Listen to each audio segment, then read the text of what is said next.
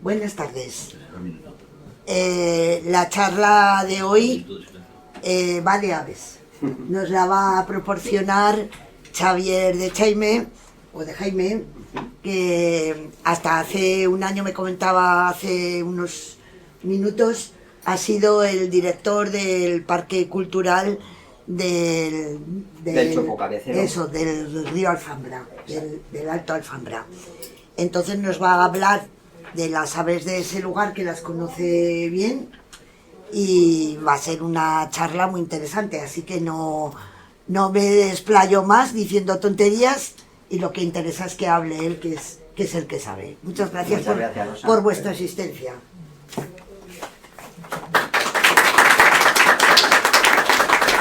Buenas tardes. Lo primero que querría hacer es agradecer a la Asociación de Naturalistas de Aragón la posibilidad de dar una charla aquí, lo digo porque para mí siempre ha sido una referencia. Yo ya soy un naturalista veterano, pero bueno, siempre me he vinculado más hacia la provincia de Teruel y a otra asociación, pero a nuestro grupo naturalista Otus, que también luego pues fue evolucionando. ANSAR para mí ha sido una referencia de siempre. Hablar de aves aquí pues es uno de los templos de la ornitología en Aragón.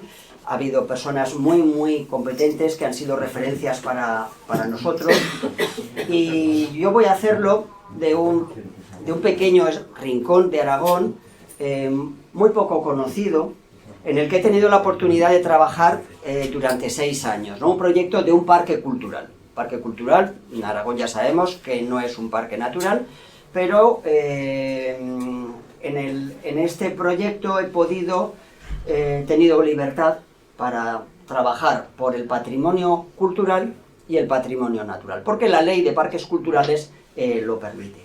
Y bueno, como he tenido pues mucha libertad, una de las actividades que he ido realizando ha sido pues bueno, conocer los espacios naturales de este rinconcito de la provincia de Teruel, y en particular las aves. Hoy voy a hablar de aves, pero este es un territorio muy interesante bajo un punto de vista de la naturaleza. Sobre la geología y la paleontología es un territorio muy singular, a nivel de flora y de vegetación, a nivel de hongos, también en relación a otros organismos, otros animales que no son aves, ¿no? Mamíferos, anfibios, reptiles, peces y sobre todo insectos, ¿no? Es decir, yo no soy especialista en entomología, pero sí que tengo amigos que, por ejemplo, están haciendo seguimientos de lepidópteros, y los datos que arrojan son muy interesantes. Yo voy a poner la mirada en este territorio. A mí me voy a hablar de espacios y de especies, y me gustaría que sirviera como de una invitación para visitar, para conocer con tranquilidad un rincón de Aragón que insisto en que no es muy conocido, pero que sin embargo resulta sorprendente. Voy a hablar de aves, pero también voy a hablar de ecosistemas, y sobre todo, lo que para mí es muy interesante, la gestión de los paisajes agrarios, que es la que ha propiciado la creación de unos agroecosistemas en donde se encuentran estas aves y toda la comunidad de organismos. Hace muy poquito presentamos una publicación que profundiza en otros valores de los que yo no voy a hablar. He traído algún ejemplar por si desean adquirirlo. Se vende a precio de 15 euros. La biblioteca ha adquirido uno, y bueno, pues voy a poner la mirada tan solo en algunos aspectos del medio natural.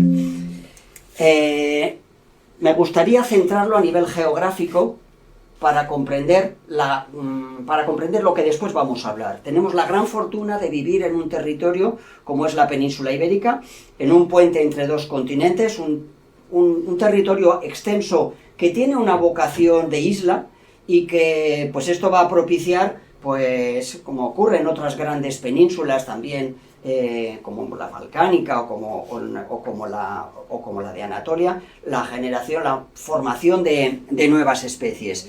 Y concretamente en este complejísimo territorio que es la península ibérica, voy a poner la mirada en esta cordillera que a veces pasa desapercibida, la cordillera ibérica.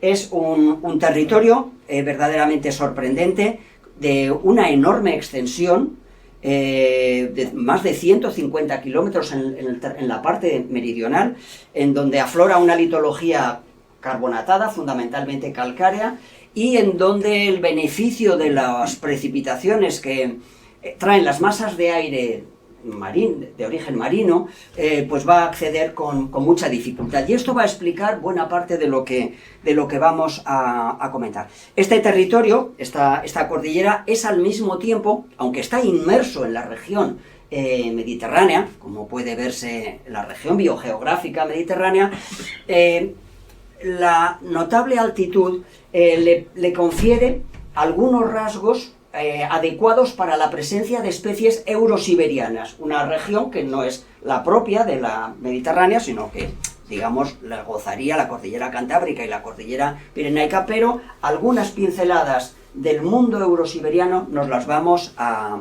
poderlo encontrar. Y en concreto, en la parte meridional de esta cordillera ibérica, en este territorio tan dilatado, ciertamente sin grandes cimas. Las cimas más altas son Jabalambre, San Felipe en Cuenca y el Monte Peñarroya, con poco más de 2000 metros, pero esta enorme extensión, situada por encima de los 1000 metros, va en un territorio con un clima marcadamente continental, va a hacer que funcione como un frigorífico, como un amplio frigorífico, un amplio territorio, lejos de la influencia, pese a su proximidad, lejos de la influencia de las masas de aire húmedo del Mediterráneo, en el que se va a ver, pues, particularmente a nivel climático y a nivel de vegetación, pero en menor medida también va a repercutir en las comunidades orníticas. Y en el sur, en esta parte meridional de la cordillera ibérica, hablaremos de un río, que es el río Alfambra. No es un río muy conocido. Al juntarse con el Guadalaviar en Teruel, forma el río Turia, que desemboca en la ciudad de Valencia. Y es un río caprichoso, que nace muy cerca del mar, a 80 kilómetros, pero la presencia de una orografía muy compleja en la Sierra de Gúdar y del Maestrazgo lo encamina hacia el norte, donde supera la Sierra del Pobo y ya por el Bajo Alfambra se dirige a la ciudad de Teruel. La mirada la vamos a poner, en este territorio, comprendido entre Gúdar y Galve. 10 ayuntamientos de este territorio, sabedores de la singularidad de algunos de los valores culturales y ambientales, tuvieron la iniciativa de solicitar la creación del Parque Cultural del Chopo Cabecero del Alto Alfambra. Esto tuvo lugar después de un largo proceso de intento. La Ley de Parques Culturales en Aragón es de 1997 y no es sencillo que se te ascriba, que se te declare como parque cultural. Pero estos 10 ayuntamientos de este territorio, algunos son más conocidos, por ejemplo, pues como Galve o como Gúdar, otros Cedrillas, por ejemplo, otros menos, Camarillas, Jorca, Babug, El Pobo, Aguilar de la Alfambra, pueblos chiquitines.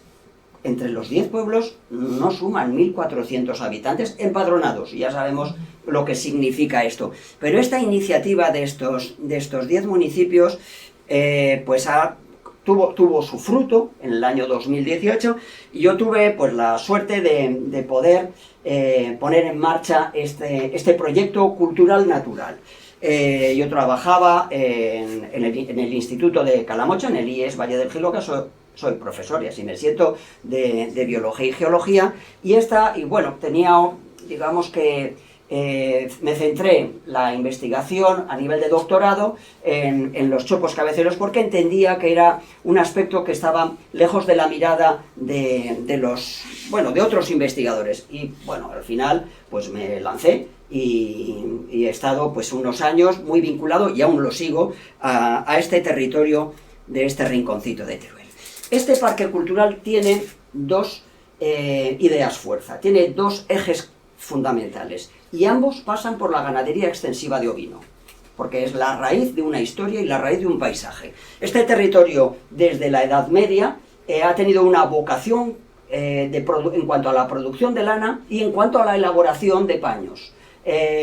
Todas estas montañas que vamos a ir viendo fueron bosques, y desde el siglo XV hasta el siglo XIX fueron deforestándose, creando una serie de paisajes diferentes. Pues bien, este paisaje ganadero, en este paisaje ganadero, digamos, los páramos, las parameras, va a ser uno de los rasgos y de las identidades culturales. O sea, entiendo que el paisaje cultural, porque es un paisaje creado por las personas, se fundamenta en esta explotación secular de ovino, encaminada fundamentalmente en la historia para la producción de lana. Pero al mismo tiempo, estos paisajes, al deforestarse estos territorios, los paisanos, que como decía el otro día un amigo, eran antiguos pero no eran tontos, al darse cuenta de que no había bosques y no había madera, no había fustes para cubrir sus necesidades en cuanto a la construcción fundamentalmente de edificios, gestionaron los árboles de ribera, fundamentalmente el chopo negro, manejándolos como árboles trasmochos. Esto permitía aprovechar los pastos de las riberas de los ríos, que funcionaban como dehesas fluviales, y al mismo tiempo permitía asegurar la producción de madera, manejándolas con la escamonda a turnos de unos 15 años, consiguiendo los fustes de madera que ya no había ni en la Sierra de Gúdar, porque la deforestación fue demoledora, fue muy importante, y esto queda muy bien registrado en los documentos históricos. Esta es la segunda idea fuerza de este parque cultural. Algo que lo hace único. No hay en Europa un territorio, salvo el Pancrudo, tengo que decir, que tenga semejante concentración de chopos cabeceros, muchísimos de ellos centenarios, ¿no? Y son el producto humano de realmente estos árboles. El manejo de estos árboles es un bien de interés cultural inmaterial, también declarado por el gobierno de Aragón. Pues bien, esta singularidad hunde sus raíces en la ganadería de ovino, es decir, de una o de otra manera. Bien, vamos a ponerle cara a este territorio. El río Alfambra nace al pie del monte Peñarroya, 2028 metros, la cima del sur de la cordillera ibérica, la cima de mayor altitud de la provincia de Teruel. Se sitúa entre Alcalá de la Selva y la localidad de Gúdar. En este complejo que es la Sierra de Gúdar vamos a encontrarnos valles formidables como el Valle de Sollavientos, el Barranco de las Umbrías, en Gúdar, territorios muy quebrados, calizos siempre, casi siempre, alguna pequeña excepción. Territorios difíciles, es decir, en donde la vida nunca ha resultado sencilla. De ahí la vocación ganadera de este territorio, y ya no tanto agrícola, pero como una rama de la Sierra de Gúdar surge hacia el norte la Sierra del Pobo. Es un territorio que alcanza 1760 metros, no es tan notable, y llamará la atención lo profundamente deforestado que se encuentra, porque han sido los puertos para las ovejas que trashumaban y subían desde el reino. Cuando digo reino, hablo lo que en Teruel el reino es Valencia. Entonces, todos los rebaños que desde el litoral levantino subían a estas tierras, aprovechaban en el mes de mayo, desde mayo a octubre, pues estas enormes montañas, y han ido propiciando la creación pues, de unos ecosistemas muy singulares, con especies beneficiadas, y evidentemente las forestales pues han estado en regresión. Bien, estos son, digamos, paisajes propios de la Sierra del Pobo, y, digamos, entre los territorios más altos de la Sierra de Gúdar y los más bajos, los estrechos de Galve, por ejemplo, los estrechos de los Alcamines, nos vamos a encontrar también territorios con vocación agrícola. Ahora mismo son territorios de producción de cereal, pero no siempre han sido así, como iremos viendo. Precisamente acompañando a este río Alfambra, se puede ver esta especie de oasis alargado. No sé si ustedes han ido a Marruecos, pero realmente son oasis largos lo que allí encontramos, en donde las palmeras son nuestros chopos, y han sido elementos productivos en las sociedades rurales. Y también territorios quebrados, por ejemplo, este es el estrecho de la Alfambra que hay entre Aguilar y Galve son 12 kilómetros de cañón fluvial. Eso es de territorio solitario, agreste y quebrado, en donde ya vamos viendo en la parte superior las parameras abiertas por el río Alfambra. Dos pinceladas de medio físico. Estamos hablando de un territorio que está pues situado aquí, a una altitud media de unos 1.200 metros, la altitud media de este territorio. Estamos hablando de una zona elevada. Pues a pesar de la notable altitud, debido a la notable altitud, vemos que las temperaturas medias son bajas. O sea, entre 8 y 10 grados de temperatura media anual. Para encontrar esto en el resto de Aragón te tienes que ir muy al norte, te tienes que arrimar mucho al Pirineo. Y fíjense ustedes la superficie, ciertamente que hay zonas más frías, pero estrechas. Aquí tenemos unas enormes zonas anchas, ¿no? Esta es una de las sorpresas.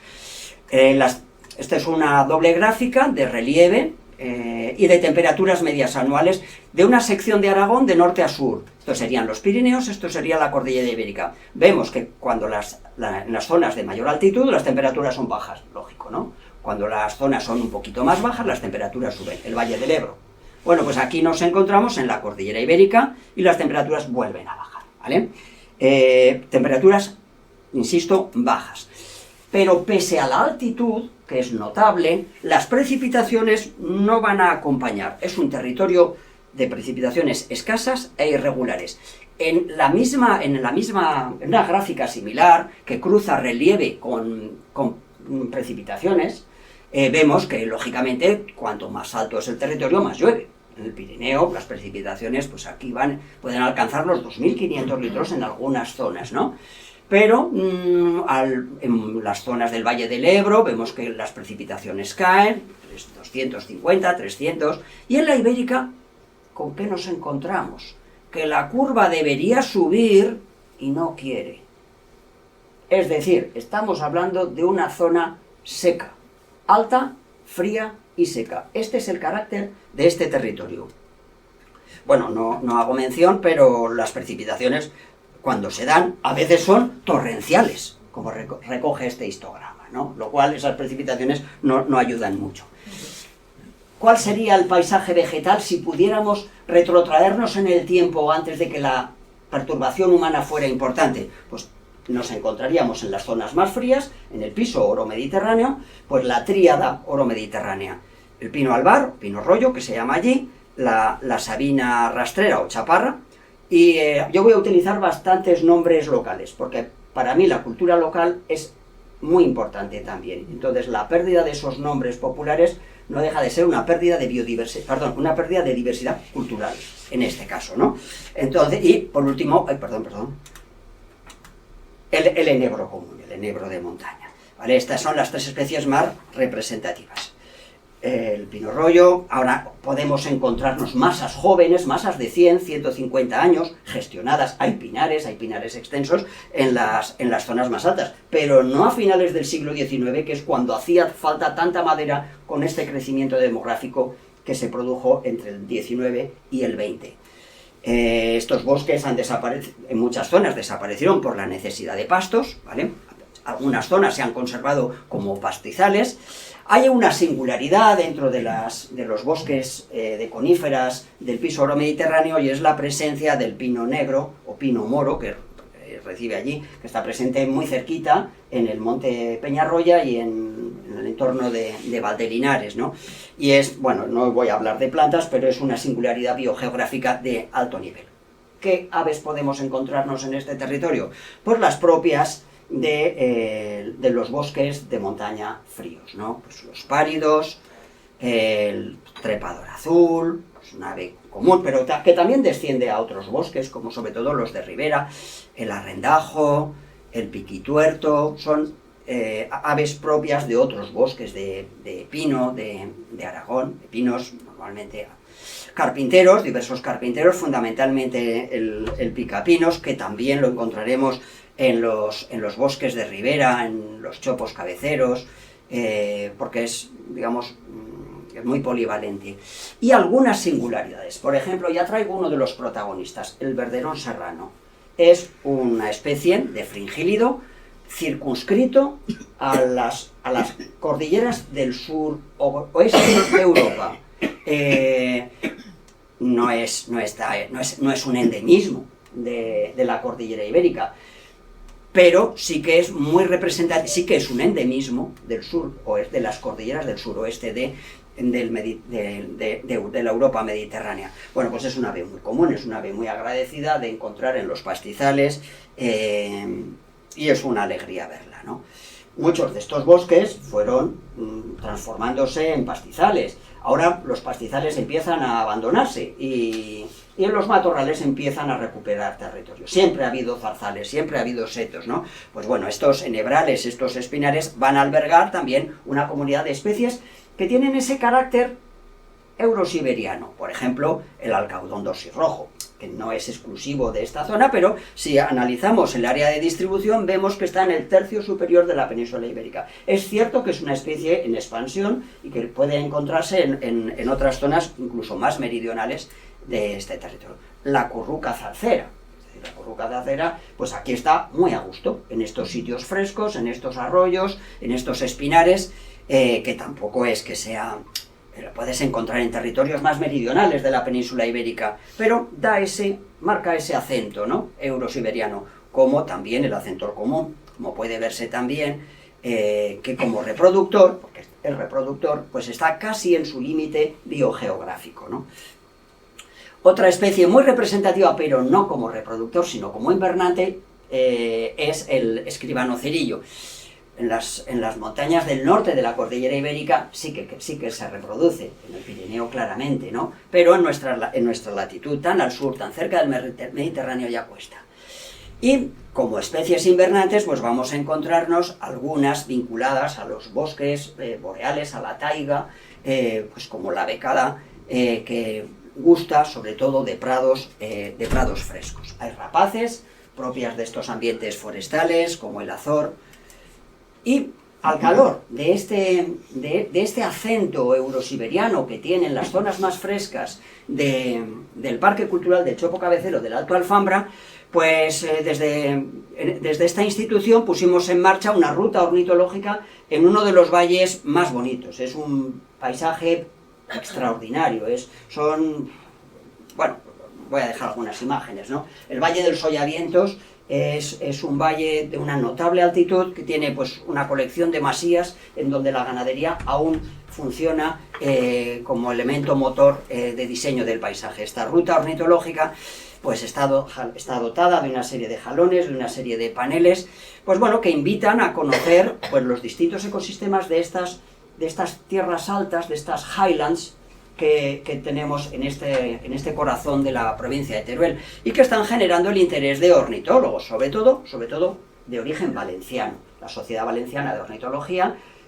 sabedora de la creación de este itinerario, y bueno, son personas aficionadas a las aves que quieren encontrar especies que no son tan comunes en la Comunidad Valenciana, ¿no? Entonces pues organizan excursiones, rutas. Y desde el Parque Cultural, pues bueno, es una de las iniciativas que hemos ido poniendo en marcha. También la edición de trípticos o rutas que están en la página web del Parque Cultural. También he traído algunos trípticos, por si desean cogerlo, ¿vale? Y les invito a visitarlo, pues porque verdaderamente Aragón es muy grande y también Teruel, este rinconcito de Teruel es Aragón.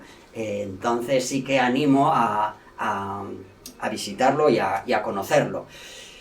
Hemos hablado de bosques de coníferas, de pinos, ¿no? Fundamentalmente en las zonas más altas. Conforme bajamos en altitud, son los sabinares albares, muy representativos, lo que nosotros llamamos rebollares, Quercus faginea o quejigares, sería la vegetación más representativa, y los carrascales. Este es uno de los mayores carrascales que quedan. Pues si este es uno de los mayores, qué poco queda, ¿no? ¿Por qué? Precisamente por esa deforestación secular para conseguir pastos, ¿no? Es decir, es un territorio, como podrá verse, que tiene muy poco bosque, muy poco bosque, no es una de sus fortalezas. asociados a estos bosques mediterráneos, pues vamos a encontrar especies de sílvidos como la purruca carrasqueña. Muchas de ellas son especies migratorias y transsaharianas, las que nos acompañan. Otras son sedentarias, la paloma, por ejemplo, el turcazo, está presente durante todo el año, pero ayer mismo estuve en uno de estos pueblos y había unos bandos en migración preciosos, ¿no? Es algo que no es habitual tampoco. En estos espacios que hay árboles dispersos y mucho pastizal, algunas especies de aves rapaces prosperan con éxito. El águila calzada es uno de los ejemplos. Solo en la ribera conocemos 4 nidos de águila calzada y seguramente hay muchos más, ¿no? Vinculados a los chopos cabeceros, fundamentalmente. Otras aves, como la alondra totovía, el zorzal charlo, muy precoz en la reproducción, comedores de gálbulos de sabina, de enebro y de otros frutos, y otras aves que son más propias de zonas abiertas también, incluso agrícolas, como la tórtola común, otras especies que son propias que están presentes durante las migraciones, fundamentalmente. En el fondo del valle, cerca del río, estoy tapando, ¿verdad? Hay enormes espinales. Antes no había, pues porque todo se aprovechaba para llevarlo al horno y quemarlo, porque hacía falta madera por todos los lados, pero ahora, pues bueno, la vegetación prospera, hay espinares muy densos y sus frutos, espinares pues como lo que allí llaman bizcodera o espino albar, como la galabardera, o rosal silvestre, como la guillomera o guillomo, o la agracejo agrillo. Toda esta colección de arbustos espinosos que producen frutos comestibles son buscados por una pléyade de especies más relativamente especialistas, y crean este tipo de paisajes que son más propios de la cordillera cantábrica, es decir, estos espinares en la orla de los campos son ambientes a nivel ornitológico muy interesantes para aves, algunas discretas y que no son específicas, como pueden ser, por ejemplo, el petirrojo, los escribecartas que llamamos allí, como el escribano montesino, el escribano soteño, el escribano hortelano, un migrador, que dentro de unas semanas accederá, y que gusta más de zonas de arbustedos un poco más abiertos y un poco más secos, ¿no? Y otras especies muy comunes, como el mirlo común. En la invernada, estos frutos del espino albar son buscados por aves que tienen pico poderoso y son capaces de extraer el interior de la semilla del interior del fruto.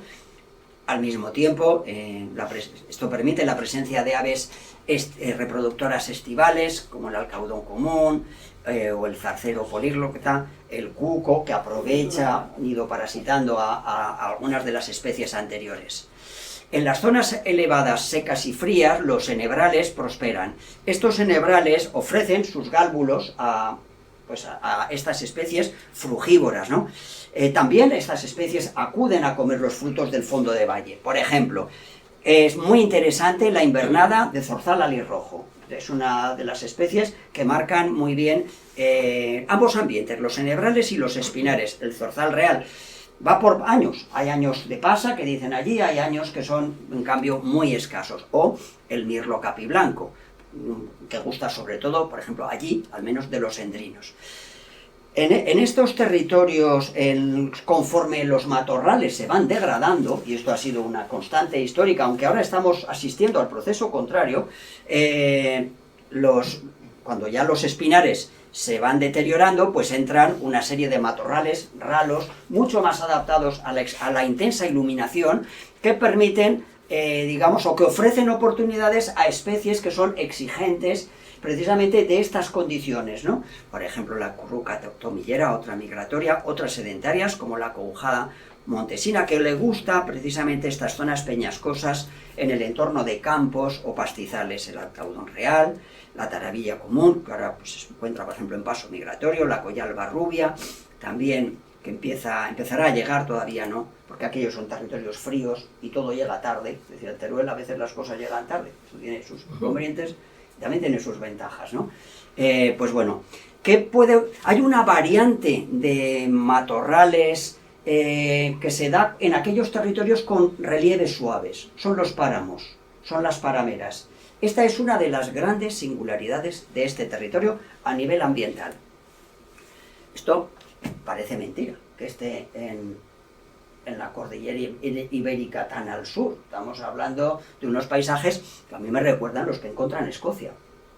Pues bajo condiciones de 500 litros de precipitación anual con temperaturas de 8 grados, 7 grados, temperaturas medias anuales, nos encontramos estos paisajes que son los puertos en donde esta cabaña ganadera desde la Edad Media, que los reyes de Aragón ya procuraron sacar adelante por la cuenta que les traía, estos agroecosistemas han creado oportunidades a especies, entre comillas, oportunistas, especies de aves esteparias que han sabido aprovechar estas condiciones que si no hubiera sido por las ovejas, serían bosques como los que hay, bosques de pino negral, bosques de pino albar, ¿no? Este tipo de ambientes rotundos, duros, en donde parece que no tiene interés, es difícil, incluso para los vecinos de allí, pero allí no hay nada. ¿Esto qué puede tener de interés? Dices, bueno, también tenemos flores, ¿eh?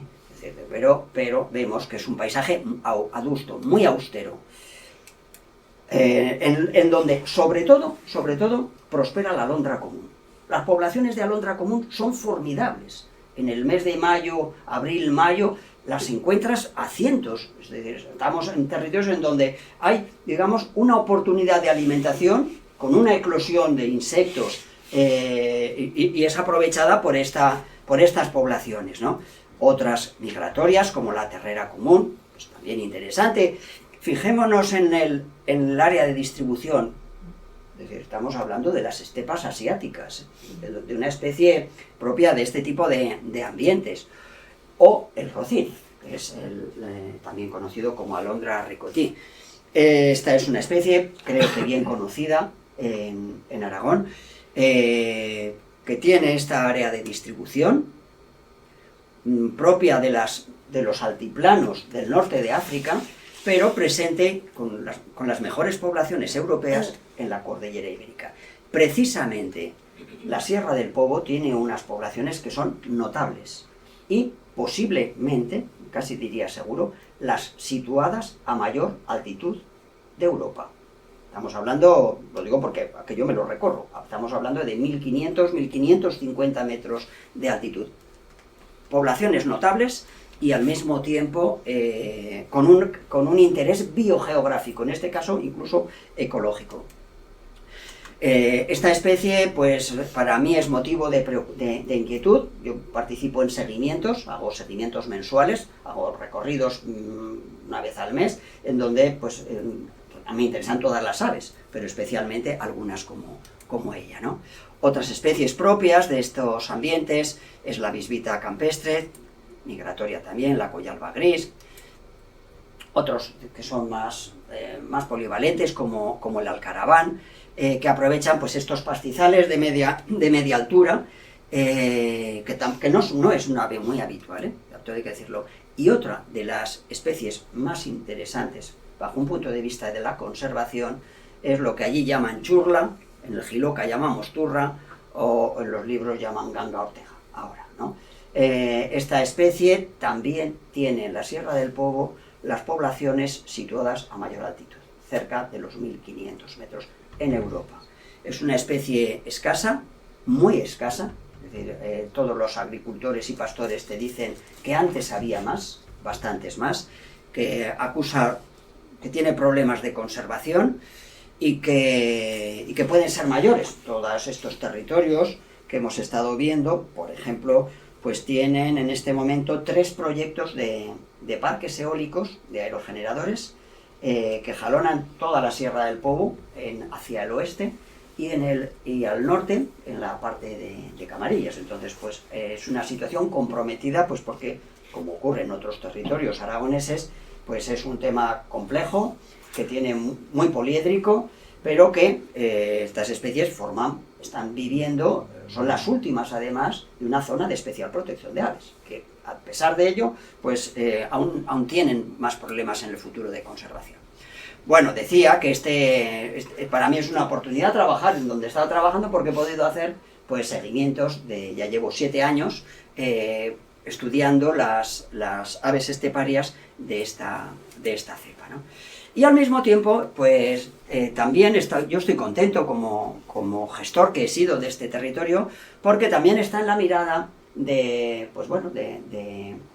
personas que se preocupan de difundir los valores ornitológicos de Aragón, como es en este caso Eduardo Viñuales, que incluyó este territorio, en la ruta de la Sierra de Po, de las Parameras de Aguilar y Ababug, como una de las rutas de su libro Rutas para observar aves de Aragón. También, lo digo ahora, me gustaría agradecer, porque las fotografías que presento pues son de amigos como Eduardo Viñuales, como Carlos Pérez, como José Luis Paricio, Rodrigo Pérez, Uge Fuertes, amigos, compañeros, pues que les pides fotos. Las mías son malas, bueno, algunas son mías, La del Alcaraván que está un poco desenfocada, ¿no?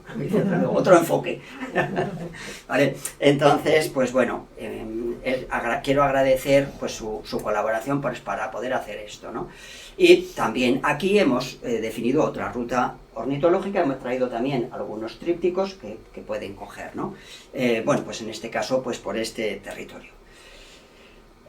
Estos páramos son abiertos en canal por una serie de ríos, algunos modestos, otros potentes como, bueno, no, potentes tampoco es la palabra, pero tenaces como el Alfambra, y han abierto una serie de cañones y una serie de páramos en su entorno. Esto es Camarillas, la imagen anterior, esto es Galve, territorios vertiginosos, esto es Ababug, un modesto río, el río Seco, ha abierto, pues bueno, estas cárcavas, estos acantilados que contrastan con los páramos de las zonas altas, ¿no? Y se aprecia muy bien.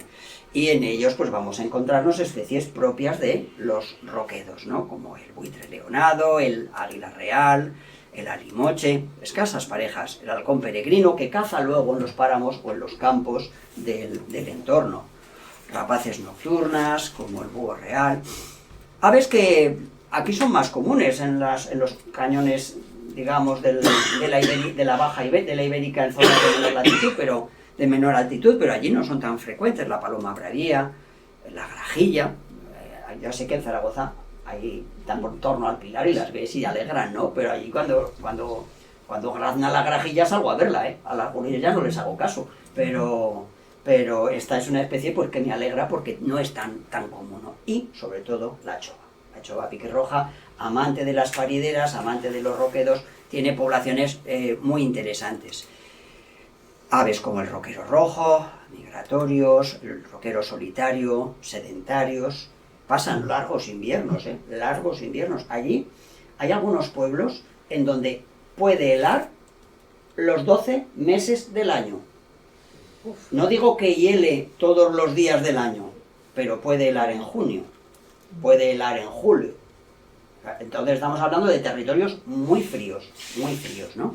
Entonces, pues ser sedentario en estos territorios es para hacerles la ola, porque imagínense la de insectos que hay para cazar en el mes de enero, pocos, ¿no? O la coyalba negra, que estamos encontrando pues una población vinculada a estos pequeños cañones, ¿no? El avión roquero también acompaña a los pueblos, la chillandra o gorrión chillón, le encanta el girasol. Yo creo que tiene mano con los diseños de la PAC y la política agraria, porque desde luego los bandos de chillandras quitan el hipo, que las ves en el tendido eléctrico y cuentas 400 porque vas deprisa y dices, madre mía, y son, es decir, bueno, son oportunistas que aprovechan estos recursos temporales de manera muy eficaz, y a lo mejor tienes allí las de 2 comarcas. Es decir, que las vemos allí, parece que hay muchísimas y luego deja de haber y se van a otro lado, ¿no? Aves invernantes como el acentor alpino siempre se dejan ver por estos roquedos. Bueno, y también hay iniciativas de turismo ornitológico, por ejemplo, desde la entidad Birding Aragón, que pues promueve de manera incipiente el conocimiento de estos ecosistemas, de estos parajes en los que disfrutar con las aves pues es algo interesante. Hay también ríos, río Alfambra. Es un río modesto, porque el clima es seco, decíamos, pero y con un carácter, con una tendencia a la estacionalidad. Los geógrafos lo definen como un río rambla. Ya sabemos un poco lo que significa esto, que es normal que se seque en verano. Aunque, y no solo por sangría para riego, sino porque por la propia tendencia que tiene. Este río, modesto, recorre todo este territorio y es acompañado pues, por estas arboledas. ¿Qué especies podemos encontrarnos en estos ambientes fluviales? Pues la lavandera cascareña, el mirlo acuático muy escaso, muy en cabecera, son ríos de poco caudal, le falta caudal a estos ríos. Y en otras zonas más bajas, donde hay más caudal, hay mucha turbidez. Y no es lo que más le gusta. Otras aves más pequeñas, más discretas, más fáciles de observar, como el chochín, el ruiseñor bastardo, la garza real, cada vez va más frecuente, el ana de azulón, que aprovecha sobre todo las tablas de los ríos cuando se estaciona, cuando se ralentiza, porque funciona de un modo parecido a un pequeño humedal. El martín pescador muy escaso, todo hay que decirlo. Y acompañando a estos ríos, nos vamos a encontrar pues, un bosque de ribera transformado, muy transformado. Una dehesa fluvial formada por unos chopos plantados, manejados, podados y aprovechados como árboles trasnochos, como chopos cabeceros, que van a ofrecer oportunidades a ciertas especies. Y crean este paisaje. Este paisaje es, digamos, la singularidad de este parque cultural, de este territorio, no exclusivamente, porque lo encuentras en el Pan Crudo, en el Aguas Vivas, lo encuentras en el Alto Guadalope, es decir, es un paisaje muy turolense. Y asociados a estos árboles viejos, ahora sí que sabemos que son centenarios, de hecho ese es el título de la publicación, entre árboles centenarios, asociados a la biodiversidad de insectos, saproxílicos fundamentalmente, hay una pléyade de pequeños insectívoros orníticos, ¿no? de aves cazadoras, de larvas de escarabajos, fundamentalmente, como el pito con otros alimentos, ¿no? Como el torcecuello, como el pito real. Estos árboles con muchos huecos son oportunidades para la reproducción de aves que quieren agujeros en los árboles, ¿no? Como las palomas zuritas. El zorzal no busca agujeros, pero sí busca las ramas muy altas. El zorzal común es una ave bastante representativa de este territorio. O la corneja, no sé si se ve. Sí. Digo, a ver si se habían dormido. No, pero veo que no. Está escondida ahí la corneja, que es, ojo, un eficaz depredador, ¿eh? Siempre está en el lío. Siempre la corneja está a lo que cae. Un gran oportunista, ¿no? Bueno, lo comentaré. La oropéndola, el agateador común, y yo creo que tendría que haber sido el emblema del parque cultural, porque a nivel de pajaricos, ¿no? Porque es que es lo que le gusta, ratonear por las cortezas, sacar esas arañicas, esos pulgoncetes, que está todo el año prácticamente dándole vueltas. O algunas estivales singulares como el bisbita arbóreo, no es tan frecuente de encontrar en la península ibérica. Y aquí encuentra hábitat adecuado. También en las choperas nidifica el pinzón vulgar. Es una ave presente durante toda la temporada de cría, pero en el invierno recalan cientos y cientos de ejemplares que vienen del centro y del norte de Europa. En este territorio, bueno, lo desvelo, me adelanto, no puedo evitarlo. Hago un recorrido, un seguimiento de aves comunes invernantes. Pues bueno, en la última son 2 jornadas al año, perdón, 2 jornadas cada invernada, ¿no? Bueno, pues en la última conté 1.200 pinzones. No había ocurrido en los 7 años. Esto fue un episodio, pues, asociado pues, a la cosecha de girasol, a que, pues, tardaron en cosecharlo, quedaron, pues, muchas pipas. Pues bueno, son eventos que concentran multitud de ejemplares que si no estarían en otros sitios, estarían en Cuenca o estarían en el Valle del Ebro, ¿no? Otros años, pues, las poblaciones invernantes, pues, son más modestas, ¿no? O lo que en el Valle del Ebro llaman meco o pinzón real, que se suma al lío con los pinzones vulgares y lo tienes pues rastrojeando en los campos cosechados de girasol. y otras aves pues verdaderamente más comunes, más sedentarias y frecuentes en otro tipo de ambientes forestales como el carbonero común, el herrerillo común, el mito, el ruiseñor común, las currucas, capirotada, mosquitera. Estas choperas alargadas, estos oasis, son lugares adecuados para nidificar aquellas rapaces que necesitan árboles grandes, que crían en árboles, porque estos árboles pueden alcanzar los 20 metros, entonces tienes muchas ramas, ese aspecto de candelabro, y al águila culebrera, a la culebrera europea, le gusta porque además hay muchos páramos y hay muchos pastos, en donde allí puede encontrar los ardachos, puede encontrar las culebras que necesita para alimentarse. Asociado a los pequeños pájaros, pero sobre todo a pequeños mamíferos, funciona como un controlador de poblaciones el ratonero común, en menor medida el milano negro, que está prosperando, va más. No lo he dicho, pero hay invernada también de ratonero en todos estos territorios. De muchos de los que vemos en febrero, pues se nos van a ir a países más norteños. Sabemos poco de esto. O aves que vienen a reproducirse a estas arboledas que tienen mucho campo abierto, muchos ambientes en donde cazar insectos o aves u otros animales. El autillo. He traído esta foto, la de la codorniz. No es fácil hacer una foto de una codorniz en el suelo. Esta es de mi amigo José Luis. Para hacer ver que, bueno, allí es una locura. La caza de la media veda, la caza de la codorniz, moviliza gente pues que son nietos a lo mejor de los que se marcharon a Valencia, pues hay mucho cazador que viene de Valencia a cazar al pueblo de su padre, al pueblo de su abuelo o al de su bisabuelo. Ya sabemos que los derechos de caza en los cotos también tienen un punto de genealogía, ¿no? Bueno, a lo que vamos. Ha sido una especie muy cazada, muy cazada. Y es una especie escasa. Este territorio tenía una vocación ganadera. Muchos actuales campos de cereal eran pastos muy frescos, con lo que allí llaman chumarreales, manantiales, junqueras, en donde estas aves descansaban en sus migraciones o bien criaban. Es decir, en muchos de estos campos, cuando la ganadería de vacuno, porque se criaban allí también muchas vacas lecheras, cuando se hunde el mercado de la leche tras la entrada de la Unión Europea, tal vez antes, ¿no? Pues muchos de estos pastos fueron labrados, fueron roturados y desaparecieron estos ambientes. De tal manera que tú ahora lo ves y ves campos de girasol, campos de cereal. Y le llevó muy mal. Esta es una de las especies que más acusaron ese cambio.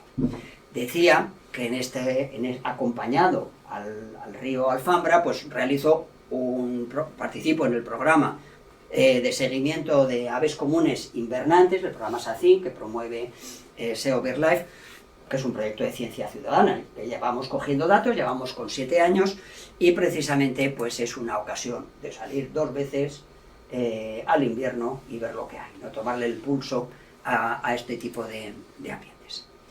Puede que a 1400 metros, 1350 haya humedales, es difícil, porque en las convexidades el agua se va, ¿verdad?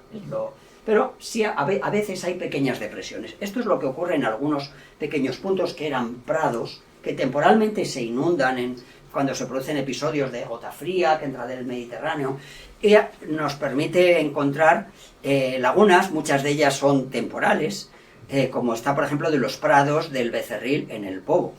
En estos ambientes, esto por ejemplo es una imagen que me gusta mucho, prados que los han tenido que dejar, pese a su disgusto, que antes se pastoreaban intensamente, ahora ya casi no hay ganado de ovino extensivo, y que se han puesto en cultivo, y son ambientes muy interesantes a nivel de anfibios, a nivel de aves. Aves, algunas comunes, como la bandera boyera, a veces encuentras anátidas invernantes o fochas, no son muy comunes, esto hay que decirlo, no hay muchas lagunas, estamos en una zona, decíamos, muy alta, pero sí que funcionan, estos son pequeños humedales, como zonas de descanso en los pasos migratorios, ¿vale? Por ejemplo, podemos encontrar una colección de limícolas en estos prados, que pues, los pajareros nos dan mucha alegría, ¿no? Es decir, el encontrarte algunos de ellos, pues porque es un contraste con lo habitual, ¿no? ríos bastardo, la ave fría en la invernada, el fumarel común ahora en primavera entrará, y a veces descansan cuando tienen... Esta es de las mías, otro enfoque, ¿no? Mis amigos se ríen, ¿no? Yo también. Y otros en este caso rálidos, asociados a estos ambientes palustres. También pequeños motacílidos invernantes, como la bisbita alpina, o el bisbita alpino, el aguilucho lagunero, que está presente en todo el año, en la invernada también, y en la reproducción. No es el aguilucho más común, pero también está presente. E incluso grutas. En estos humedales pues son descansaderos también, temporales de estas especies, ¿no? Migratorias. Ahora mismo buena parte del territorio es cereal.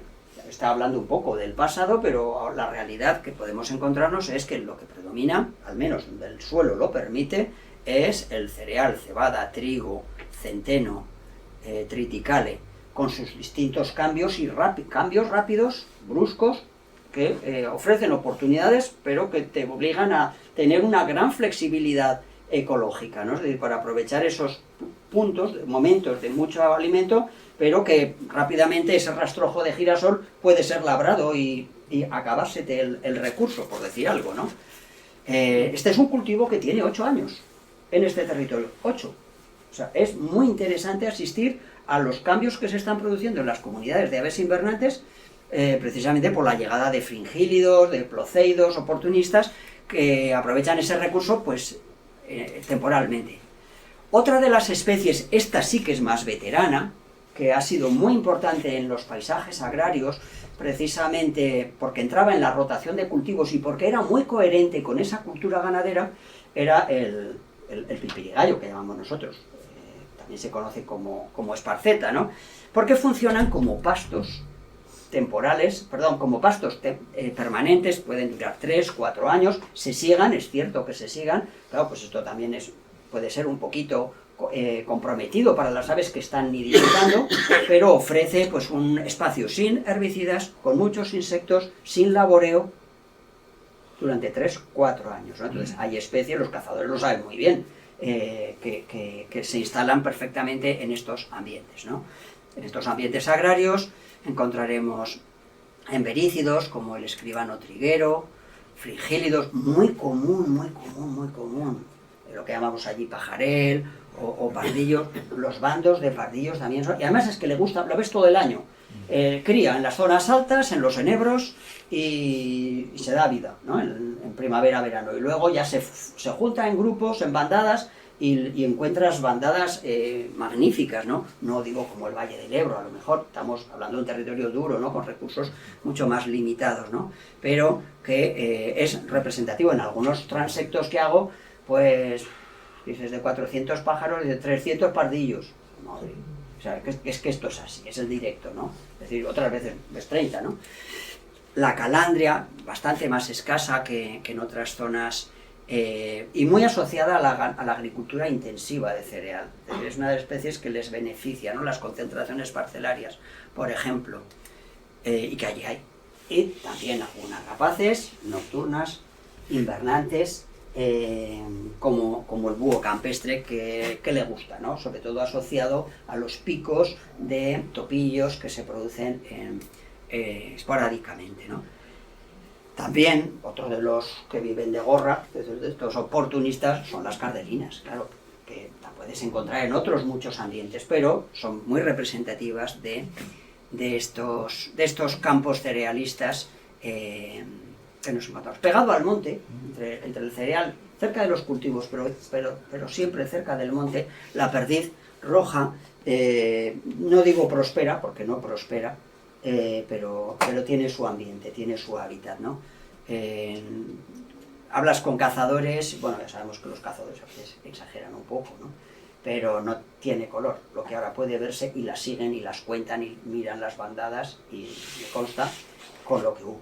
Es decir, hay muchos cambios profundos y muchos de ellos pues no sabemos, algunos sí que sabemos a qué se debe, seguramente a la intensificación de la producción agraria, ¿no? Y abutardas, me contaba, son escasas, muy escasas. No nos olvidemos, 1350 metros, cedrillas. Bueno, pues en ocasiones se ven bandos. me contaba un señor mayor, un masovero, pues que él vio cómo mataban una de las últimas avutardas nidificantes en este territorio. Lo cual nos habla de la, digamos, variabilidad de ambientes ecológicos, ¿no? En 500 kilómetros cuadrados, ¿no? Sí que es, y va a más, el aguilucho cenizo es una especie que prospera como reproductora. Cuando el aguilucho cenizo se va, viene el aguilucho pálido, que tienen el mismo nicho ecológico, pero evitan la competencia pues, mediante la migración, muy representativo, muy depredador de pájaros y de micromamíferos, fundamentalmente el cernícalo vulgar es más común, el primilla no lo encontramos allí. Falcónidos invernantes, también dentro de ellos está el esmerejón, no es raro verlo cazar pájaros, fundamentalmente en la invernada. Todos estos bandos de pardillos, de gorrones chillones, son la merienda, ¿no?, de esta rapaz. Más escaso es el milano real, que también prospera. Hay una variante de medio agrario que es poco representativo, pero que antes lo fue más, que son los huertos. Los huertos son ambientes muy interesantes, una producción intensa o intensiva, y tienen, eso sí, superficies pequeñas, y asociados a los mismos en estos ambientes que hay rocas, que hay árboles, que hay muchos cultivos herbáceos y una alta producción de semillas arbenses, pues encontramos fringílidos como el verdecillo, el verderón común. Los pueblos, las casas, son roquedos. Unos roquedos un poco transformados, pues aquellas especies de aves rupícolas, algunas han sabido coexistir o aprovechar la presencia humana. Este es Jorcas, un pueblo muy bonito, que le tenemos mucho cariño. La Bordeta subía todos los veranos a cantar allí, hay una vinculación muy intensa entre el cantautor aragonés y esta localidad, y solo hay 10 pueblos, pero hay muchas masías. En todas estas pequeñas construcciones rurales, pues vamos a encontrarnos especies rupícolas oportunistas, como el mochuelo, como la burburica, los dos gorriones, el común y el molinero, el estornino negro, la picaraza, que también le gusta mucho, los espinares. Las picarazas les encantan también este tipo de ambientes forestales, cerca del ser humano, cerca de la masía, donde haya espinos donde criar. O aves pues, que aprovechan pues, la presencia o la abundancia de insectos en el entorno humano, como la golondrina común o el vencejo común, que llegará para el 4 de mayo, para el día de la Cruz de Mayo, cuando llegaban los pastores trashumantes desde Valencia, llegaban lo que llaman oncejos, los oncejos y los pastores, cambiaba la sociedad. Y con esto quiero terminar y darles las gracias por acompañarme.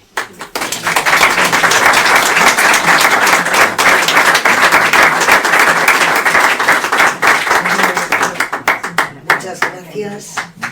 Esto es un pequeño detalle para ti. Muchísimas gracias. Cuaderno, libro para que hagas anotaciones. Qué bueno, un cuaderno de campo. Muy bien. Tiene líneas, tiene el sello de Ansar. Muy bien, muchas gracias. Un beso. No sé si gracias a ti. Si hay algún comentario, preguntas, vivencias, ¿no? Que... Sí. ¿Qué has hecho seguimiento de esta zona? El episodio aquel de la borrasca Filomena en las poblaciones de la alondra Ricotí o Cotín, ¿tú has notado, tuvo incidencia, no tuvo? Muy interesante. No le afectó. No, vamos, al menos en función de los censos de las temporadas posteriores, no ocurrió como en otras zonas de la Ibérica, en donde sí que en Guadalajara o en Soria las poblaciones descendieron. Allí fue intensa, Filomena, y aguantó el tipo, o sea, al menos en cuanto a los censos, no hubo un descenso. Es cierto que el muestreo del programa Sacre son 2 recorridos en la temporada de cría, n igual a 2. O sea, ahora estoy haciendo seguimientos mensuales, ahora sí que podría darte una información más fina, ¿no? Pero me lo preguntó, por ejemplo, Javier San Pietro, me dice, oye, ¿has notado si el rocín ha bajado? Allí el año siguiente no hubo, esa primavera no fue no hubo resultados peores. No es raro ver, sobre todo más que ver, escuchar, ¿no? No solo en la Sierra del Pobo, en la Muela de Camarillas, por ejemplo, dormir allí es un espectáculo. Es que es un espectáculo auditivo, es decir, es que estás oyendo aquí, allá, más allá, es decir, cuánto les cunde, ¿no? Es decir, o sea, no significa que todos sean nidos, no significa, son machos cantores. Puede que la población de machos sea mayor que la de hembras, es decir, que haya un desajuste, ¿no? Pero es muy buena esa población, es muy buena y delicada, es vulnerable. Entonces, yo creo que es uno de los sitios que más sorprenden a los ornitólogos. Yo les invito a conocerlo porque verdaderamente es un sitio salvaje. O sea, dentro del salvajismo que te puede ofrecer Europa, ¿no? O al menos la península ibérica, es que no ves a nadie.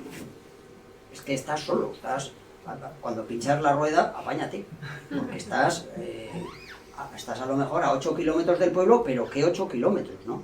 Es decirte que es un territorio duro, quebrado, pero que tiene una belleza enorme y al mismo tiempo un valor ambiental muy notable, muy notable. A mí me gusta insistir, hay muchos sitios en donde puedes oír el rocín, o donde puedes ver la ganga ortega, la churla, pero verlo a 1500 metros sobrecoge, ¿eh? Saber que está allí jugándosela en un sitio muy duro, ¿no? Donde, vulnerable también, bueno, todos los sitios son vulnerables hoy, ¿no?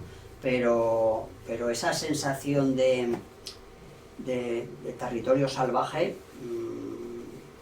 a mí me parece un plus que tiene. Y lo están aprendiendo muy bien los cicloturistas, ¿cómo les llaman? Esa modalidad de ir en bici con unas bicis un poco singulares, que hacen recorridos.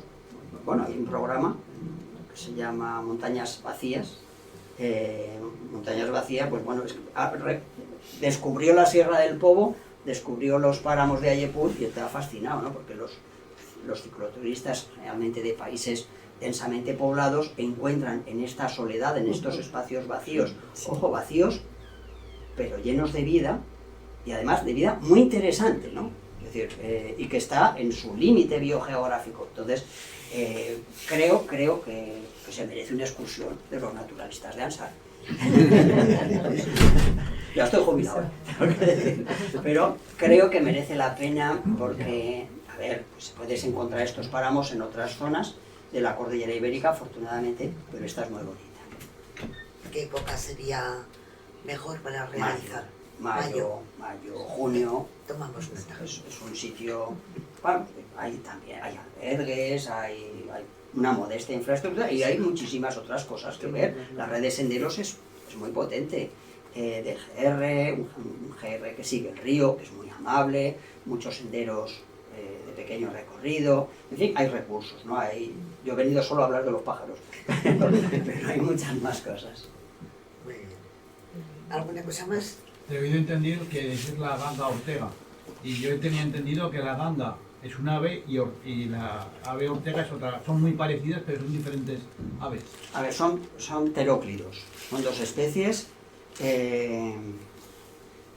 Pterocles orientalis y Pterocles alchata, ¿vale? Aquí solo tenemos ganga ortega. Antes se llamaba ortega secas. Ya sabemos que esto de los nombres patrónicos, los nombres patrón, los de las listas patrón, pues a veces los cambian. Entonces, estamos hablando de lo que antes se llamaba ortega, por un lado, y la ganga por otro. La ganga ibérica no accede a zonas tan altas. La ganga ortega alcanza los 1500 metros de altitud, allí al menos. En altas zonas está a mayor altitud. La ganga ibérica no está presente allí. No, y por lo que me dicen los mayores, no había, ¿eh? Y es coherente con la notable altitud de estos páramos. ¿Amenazas generadores, etcétera? Amenazas. Todo terrorista pendiente, ¿no? Sí, hay serias amenazas, ha habido grandes cambios, por ejemplo, la intensificación agraria ha sido muy importante, en los pueblos en donde se hizo la concentración parcelaria hay un antes y un después, todo hay que decirlo, a nivel de biodiversidad. Eso fueron sobre todo en la década de los 70, 80, 90 incluso, algunos por los 90. Es una agricultura de secano intensivo, desaparece el ovino, eso es un problema, eso es una amenaza. O sea, para mí creo que es uno de los aspectos más importantes, esa reducción de la cabaña de ovino, porque está pues asociada, es que es coherente con este territorio. Y hay inminentes amenazas. Hablaba de 3 parques eólicos en la cara oeste, aerogeneradores de 210 metros de altitud, a nivel paisajístico. Bueno, no he hablado de flora endémica, no he hablado de mariposas de montaña, es decir, solo hablo de pájaros. Ya sabemos cómo les va a los pájaros en el entorno de estas industrias eólicas. Ahora, por ejemplo, pues la cosa se complica más. En Monteagudo, que no hay cimas muy altas, pues bueno, van a poner hay proyectos para poner algunos aerogeneradores, pero además poner amplias superficies de cereal con parques fotovoltaicos, ¿no? Claro, pueblos que hicieron la concentración parcelaria, ahora pues un propietario a lo mejor reúne 200 hectáreas y eso es muy laminero para las grandes empresas, porque de un golpe pues firmas un contrato para una superficie importante. Yo puedo entenderlo, a nivel de propietario, pues porque estamos hablando de dinero, ¿no? Y habría que ver cómo respondíamos cada cual. Pero claro, los gestores tienen que considerar todas estas variables. Por ejemplo, este parque mixto fotovoltaico eólico de Monteagudo El Pobo está destinada a la producción eléctrica para llevarla a la ciudad de Teruel y en el polígono industrial obtener combustible para los aviones, ¿vale? Es decir, obtener pues no sé si es metano y no sé qué otro compuesto orgánico, reduciendo carbono, en definitiva, no estoy gastando energía. Claro, después del esfuerzo económico que supone una concentración parcelaria para la sociedad, el esfuerzo ambiental que supone en esos territorios, claro, laminarlo de placas para luego producir combustible para los aviones, pues no sé. No sé, este parque fotovoltaico está a 300 metros de este pequeño humedal, de los prados de Becerril, a 300 metros, ¿verdad? Entonces, bueno, son momentos difíciles, ¿no? Y hay un enorme debate en Aragón, bueno, en el sur de Europa, en la península ibérica, en España y en Aragón también. Estamos viendo que cada día pues hay varias noticias en los diarios, ¿no? sobre estos temas. Es inquietante, ¿eh? Es inquietante, porque además se suma a un éxodo rural que no viene de ahora.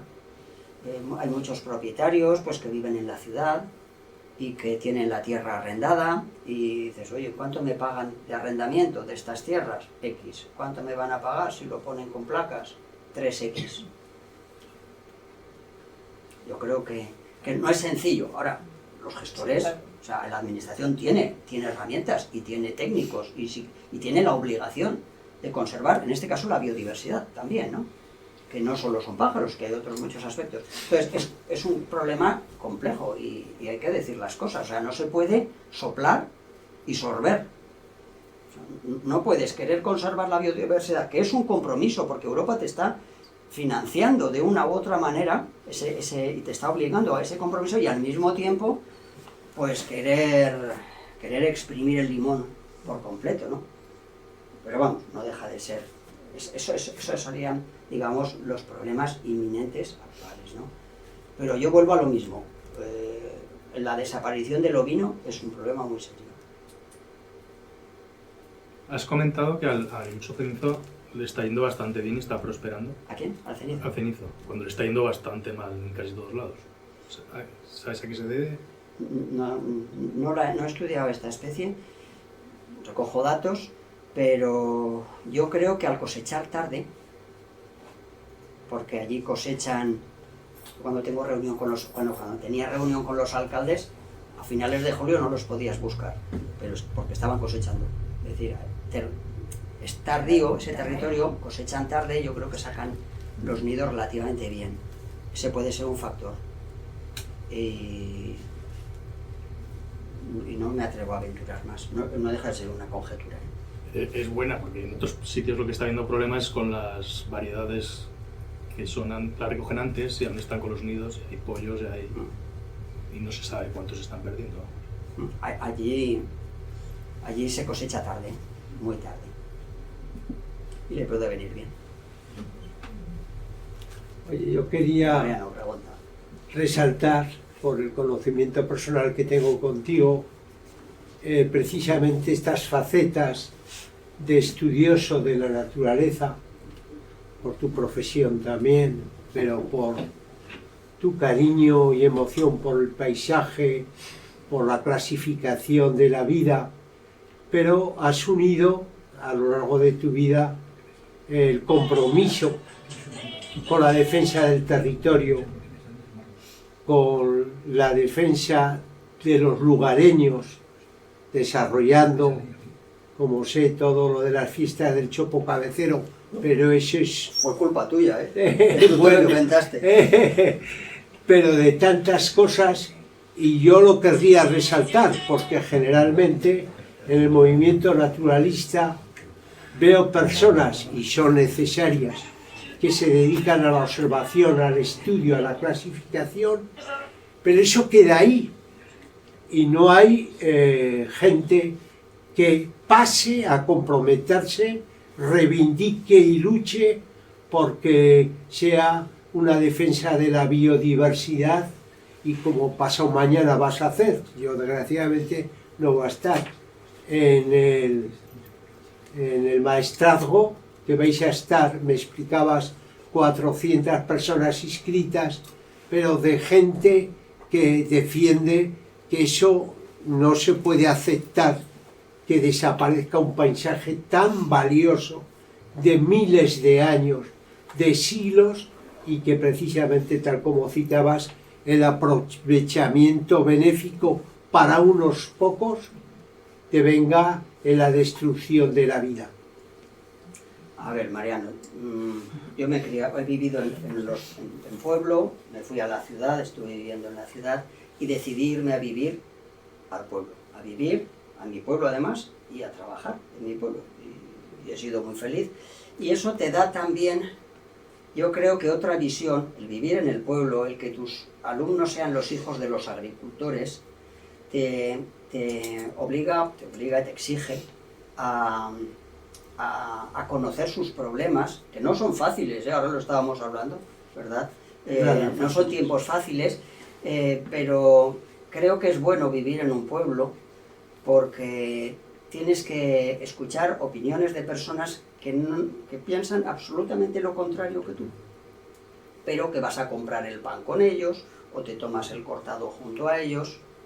Y creo que en las ciudades, en mi opinión, se vive más en burbujas de afinidad.